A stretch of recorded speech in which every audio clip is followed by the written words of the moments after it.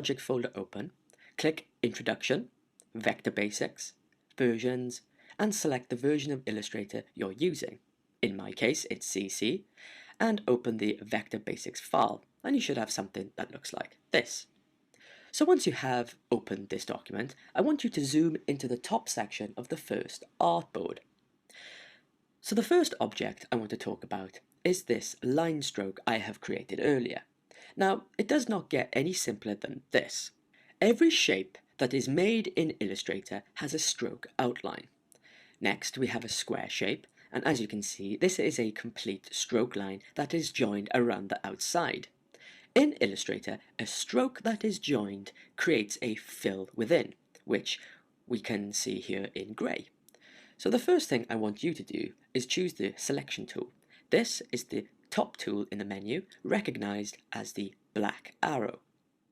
This tool is one of the most used tools in Illustrator, and the shortcut key for this is V on the keyboard. So at any point, by pressing V, this will activate your Selection tool.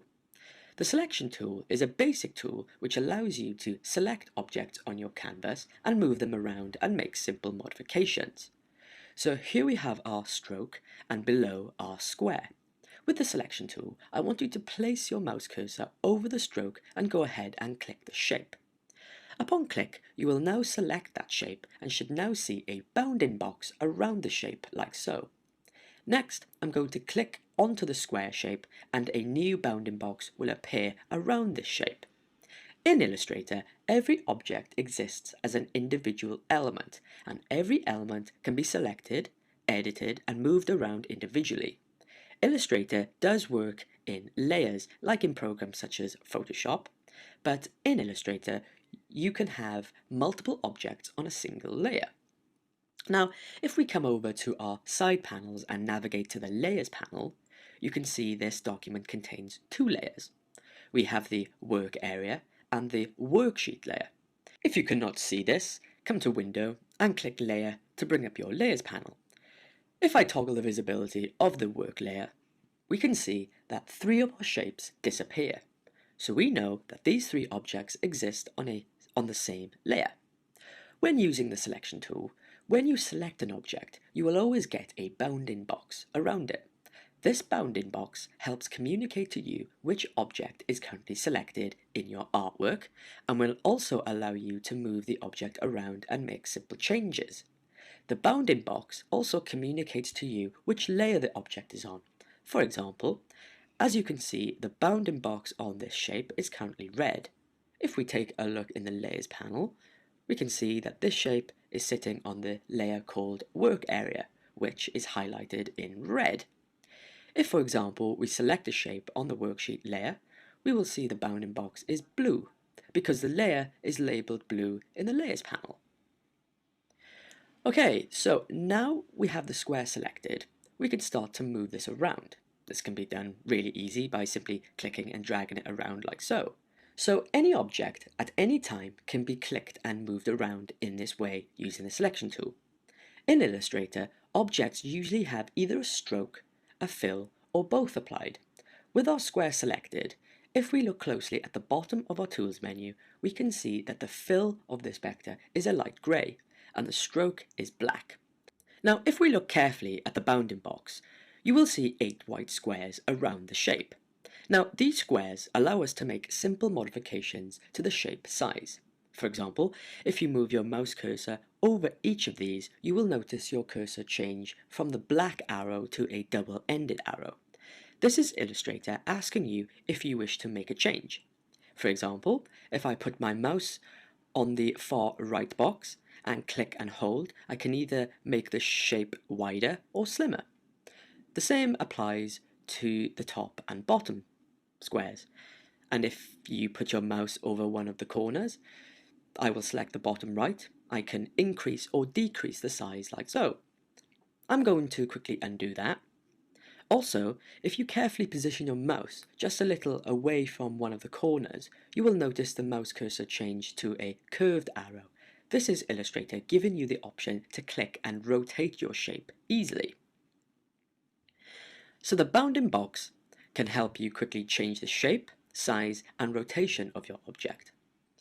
Next, we are going to change the scale of this square object. So make sure you still have the square object selected. You will know you have this selected if you can see the outside bounding box. Now you can do one of two things here. You can either select the scale tool from the menu or simply press the shortcut key S on the keyboard. I'm going to go ahead and press S.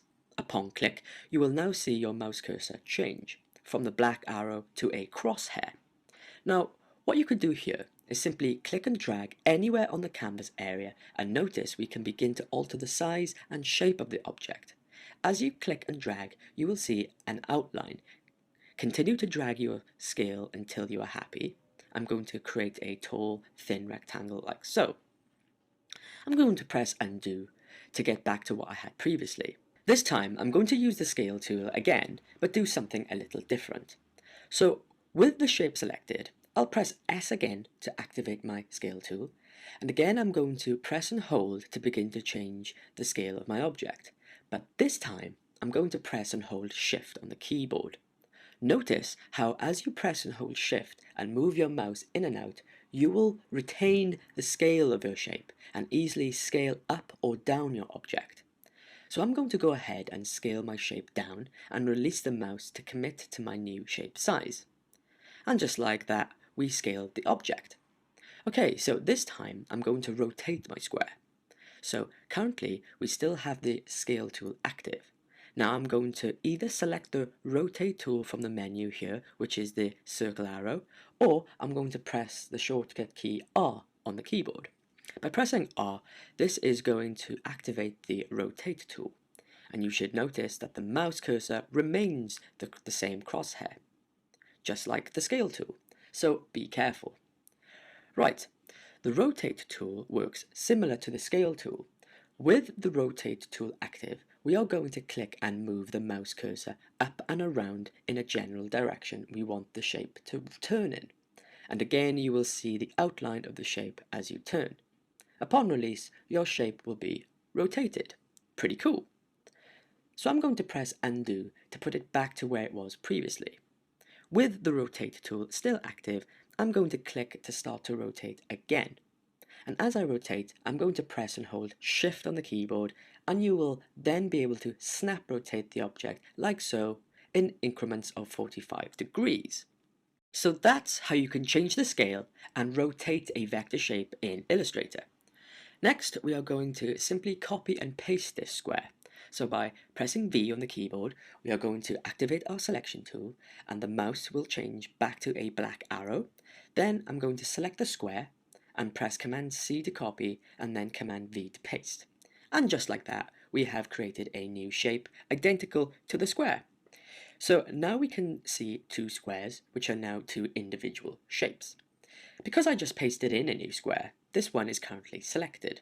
Though if I wish to go back to the other square, with the selection tool active, I will have to select it and then move it around like so if I wish.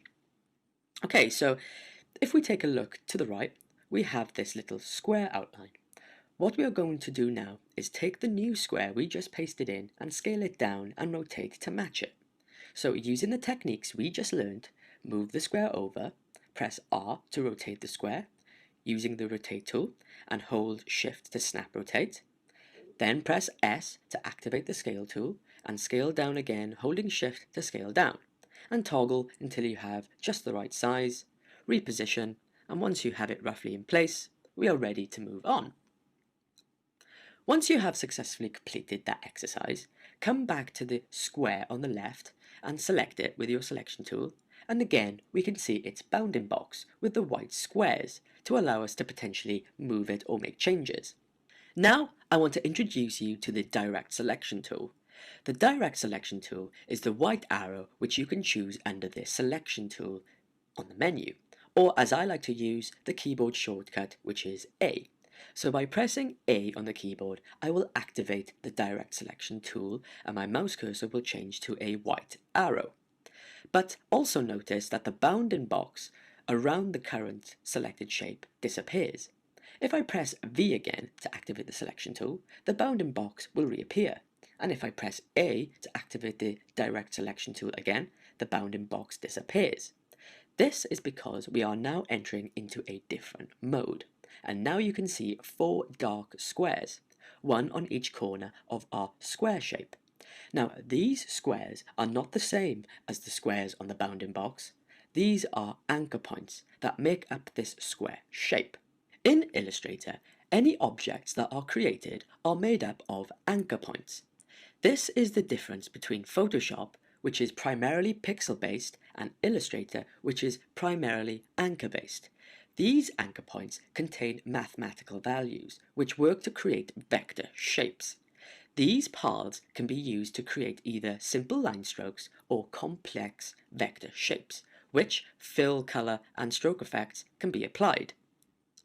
The great thing about vector artwork is that it can be shrunk to the size of a pinhead or blown up to the size of a building and still retain clarity and sharpness and not become pixelated, like what can happen with pixel-based graphics. Here we are with this square vector object selected with the direct selection tool. Now I'm going to select the top anchor point with the direct selection tool. Upon click, you have now isolated that particular anchor, which makes up that particular part of the vector path. Notice how the other anchor points on the vector path have now turned to white. This is Illustrator telling you that you only have this one anchor selected. So with this single anchor point selected, you can now move this around. So with the direct selection tool still active, you can click and drag the anchor point around like so to change the vector shape. You can even use the arrows on the keyboard to fine-tune your anchor position. If you press and hold Shift on the keyboard and press the arrow keys, you can move the anchors around in larger increments. So I'm going to undo that to get back to the original state. This time, with the direct selection tool, I'm going to click and drag over just the top and far right corners. Upon release, you should now see the top and far right anchor turn red and the others remain white. This is because we have essentially just selected 2 anchor points on the vector outline. With the 2 anchor points selected, we can now move these around together to change the shape by clicking and dragging on just one of the anchor points.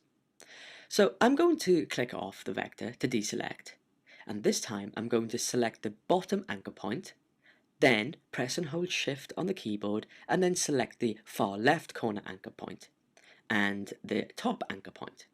So by holding Shift, this will allow us to select particular anchor points. With these selected, we can again move these around if we wish. Though, if I want to deselect a particular anchor point, simply press and hold Shift on the keyboard and re-click the anchor point, and you will deselect it and keep the other anchor points selected. So that's how you can use the direct selection tool to modify anchor point positioning on vector shapes.